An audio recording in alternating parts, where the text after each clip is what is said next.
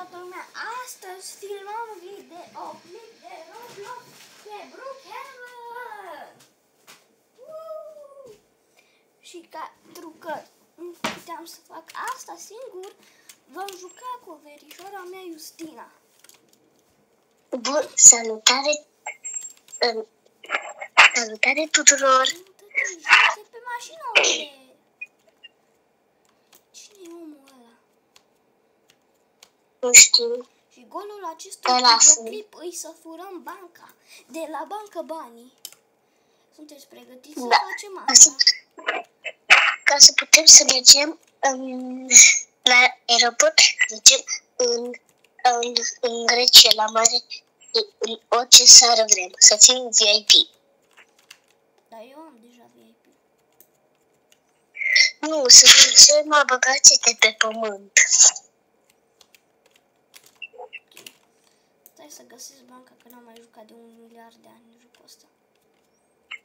Doamne, conduc eu dacă nu găsești banca.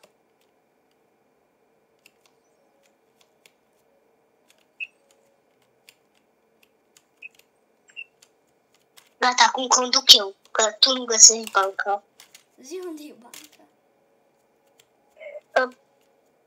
Da, dacă nu mă lași pe el să conduc, nu zic. Atunci o găsesc eu singur. Găsește. Bine, banca este ca și alte magazini, adică cu bulețe. Da, dar unde e? Că mă învârt pe aici să găsesc banca. Și nu Da, găsesc. acolo. Da, ai văzut-o, gata. Ok, Oprește-te. aici Brookhaven Bank. Șșș, cineva lucrează. Ai grijă. Chiar lucrează? Da, șș. Toată lumea puteți să veni. Trebuie să avem grijă. Toată lumea că poate ne va prinde. Unde ești, Justina? Aici. Eu fată verde, cu costum de...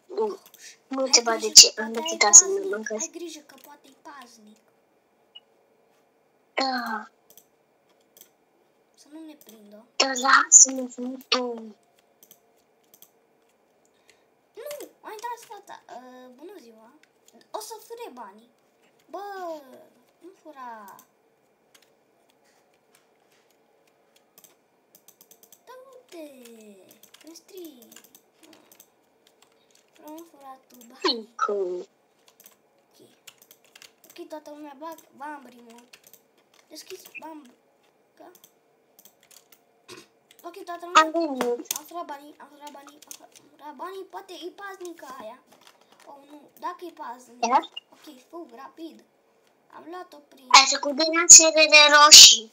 Oh my god, am terminat. Am scăpat de poliție. Am running. Fug. Nicolas. Da. Eu sunt la rasele roșii. Am scăpat. Dar Nicolas. Da. Haide, eu sunt sus la etaj. La lift. Nu mai pot să te salvezi, trebuie să fug.